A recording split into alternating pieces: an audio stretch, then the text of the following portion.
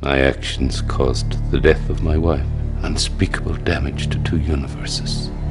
I lost my career and my sanity, all because I tried to help another Peter. What we do with Walter sometimes is try to understand the intricacies of why he's like he is, but in fact, an unkind thing to say about Walter is he has a massive ego. The fact that he takes on this omnipotence to believe that he's responsible for everything, you know, it's something we have to deal with in life. So how often do you hear people say, oh, it's all my fault, everything's my fault, you know, taking it all. But there's a form of ego involved in that as well.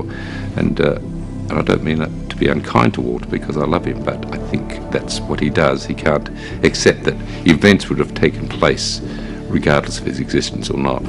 I should have mourned with her, been there.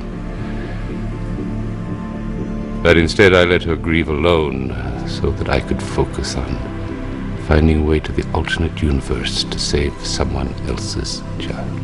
And so the death of his wife, who knows what would have happened in a different set of circumstances. The fact that we know that Elizabeth committed suicide, that we know that she started drinking, we know these things from the hints we've been given.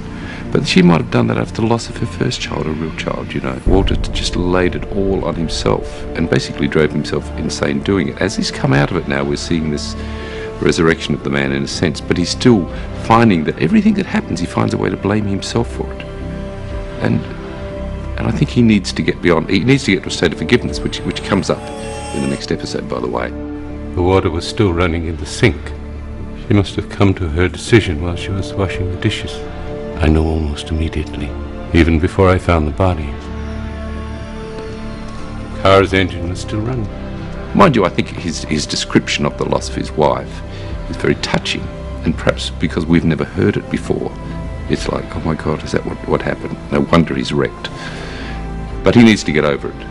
And I think what we'll see is that redemption happening during the rest of the season.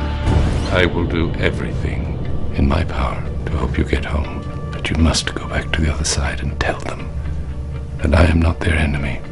Again, I think there's this tendency to want to see Walton as black or white, you know, and when we first started with him, he was the enemy, he was the foe, he was the... And now he's sort of being painted as a little bit more benign. Who knows? Who knows who tells the truth ever? Or what drives us to say what we say. I'm not convinced, or I'm not prepared to commit, that Walton has become this soft, benign leader. He's a powerful man with an agenda. So whether, and I'm not saying he is, but whether he's actually creating, constructing things to suit his own purposes, go and tell them I'm a good bloke. You know? Why don't you go and tell them that? Peter is so desperate, he says yes, yes, yes, because you take me home. I'm not saying that is the case, but I think with these characters is to look below the surface sometimes.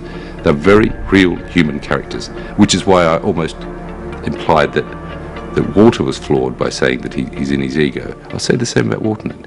You know, that doesn't make them any less real. In fact, it makes them more real. They're very, very real characters. And the reason I enjoy bringing these characters to life is because they are full of all these human foibles. I mean, riddled with them. Contradictions that we all are, and I think that's what makes Walter and Walton so very interesting to play, and I hope to watch, because nothing is clear cut for them. Who knows what motivates us to do things, and that gives me a journey to play as an actor.